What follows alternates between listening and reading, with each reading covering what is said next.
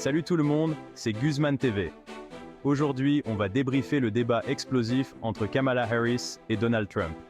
Accrochez-vous, parce que ce débat était plein de rebondissements et de moments marquants. Si vous pensiez que la politique américaine ne pouvait pas être plus intense, détrompez-vous, parce que Harris a vraiment mis le feu sur scène. Déjà, pour ceux qui se souviennent du débat de juin dernier, où Joe Biden a eu un moment difficile, je pensais vraiment que ça allait rester le moment le plus tendu de la campagne. Mais non, Kamala Harris a réussi à créer un impact aussi fort, voire plus. Et pourquoi? Parce qu'elle n'a laissé aucun répit à Donald Trump. Elle l'a attaqué sur tous les fronts, l'avortement, la démocratie, la sécurité nationale. Vous l'appelez, elle a tout couvert. Mais ce qui a vraiment marqué, c'est sa manière de le faire. Elle était concentrée, précise, et on aurait dit qu'elle était encore dans une salle d'audience. Pour ceux qui l'ignorent, Kamala Harris a été procureure, et ça se voit.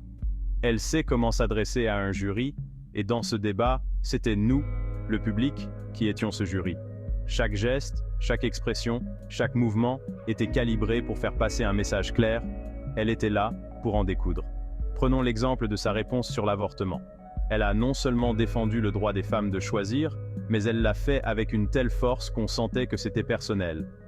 On parle d'un sujet brûlant aux États-Unis en ce moment, et elle n'a pas hésité à attaquer Trump directement sur ses positions conservatrices. Elle a bloqué toutes ses tentatives de riposte. Et là où Trump a vraiment été déstabilisé, c'est quand elle a évoqué les avis des hauts responsables militaires.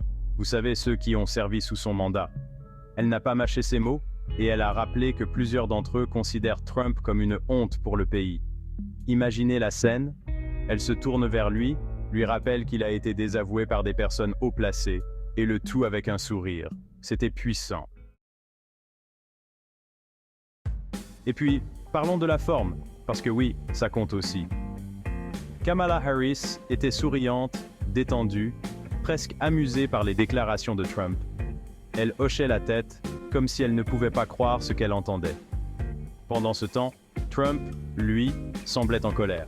Il fronçait les sourcils, se disputait avec les modérateurs. Il ne regardait même pas le public. Ce genre de détail peut sembler mineur, mais en réalité, il fait toute la différence. Parce que quand on regarde un débat, on juge aussi l'attitude des candidats. Et là, Kamala Harris a clairement remporté la bataille de la communication non verbale. Elle avait l'air confiante, presque insouciante, alors que Trump paraissait tendu et agressif. Et c'est pas tout. À un moment donné, elle a sorti un argument qui a laissé Trump complètement déstabilisé. Elle a parlé de ces rassemblements, de ces meetings géants, et elle a dit que les gens quittaient ces événements par ennui. Et là, c'était un tournant. Trump n'a jamais pu s'en remettre. Il a commencé à crier, à se perdre dans ses réponses. C'était presque comme s'il perdait le fil à cause de cette simple remarque. En politique, c'est ce qu'on appelle piquer l'adversaire. Et Kamala a clairement réussi. C'est là que son expérience en tant que procureur entre en jeu. Elle sait comment placer un coup là où ça fait mal. On peut aussi parler de la manière dont elle a traité des sujets comme la COVID, la démocratie le 6 janvier et l'avortement.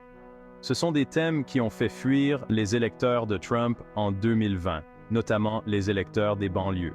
Et elle savait exactement comment les aborder pour toucher cette partie de l'électorat. Elle a rappelé les mensonges de Trump, son incapacité à gérer la crise du COVID et bien sûr l'insurrection du 6 janvier.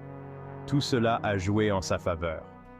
Trump, de son côté, semblait piégé, comme s'il ne savait plus par où commencer pour riposter. Ce débat était plus qu'une simple discussion sur les enjeux politiques. C'était un test de leadership, de compétences et de capacité à gouverner. Et Kamala Harris l'a passé haut la main.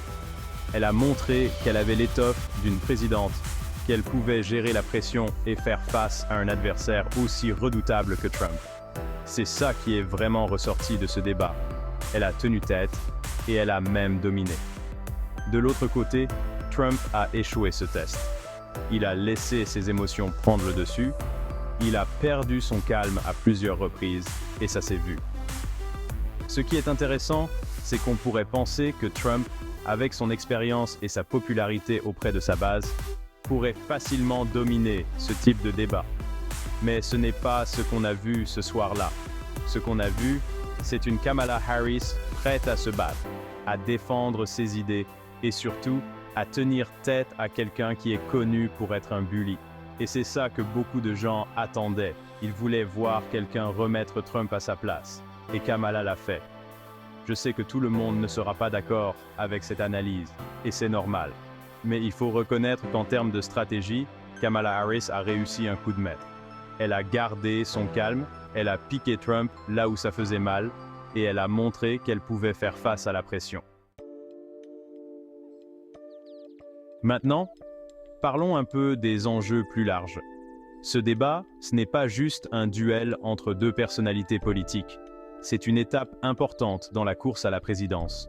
Et ce qui est en jeu, c'est l'avenir des États-Unis. Kamala Harris a montré qu'elle pouvait représenter un changement, une nouvelle voie après des années de division et de polarisation. De l'autre côté, Trump, avec son style agressif et ses vieilles méthodes, semblait représenter le passé. C'est peut-être là que se trouve la clé de ce débat.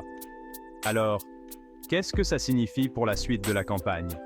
Est-ce que ce débat va vraiment faire pencher la balance en faveur de Kamala Harris? Difficile à dire pour l'instant, mais ce qui est certain, c'est qu'elle a marqué des points importants. Elle a prouvé qu'elle était capable de tenir tête à un homme comme Donald Trump, et ça compte beaucoup dans l'esprit des électeurs. En conclusion, ce débat était vraiment fascinant à observer. Kamala Harris a dominé la scène, elle a su garder son calme et surtout, elle a réussi à déstabiliser Trump. De son côté, Trump a montré ses faiblesses, notamment son incapacité à gérer la pression et à répondre de manière cohérente. Il reste encore du temps avant l'élection, mais ce débat pourrait bien être un tournant décisif dans cette campagne. Dites-moi ce que vous en pensez dans les commentaires. Est-ce que Kamala Harris a vraiment remporté ce débat? Trump peut-il encore rebondir après ça? Est-ce que ce débat va vraiment influencer les électeurs indécis? J'ai hâte de lire vos opinions. N'oubliez pas de liker la vidéo, de vous abonner si ce n'est pas encore fait, et de partager cette analyse autour de vous. On se retrouve très bientôt pour un nouvel épisode sur Guzman TV. Merci de m'avoir écouté, à la prochaine.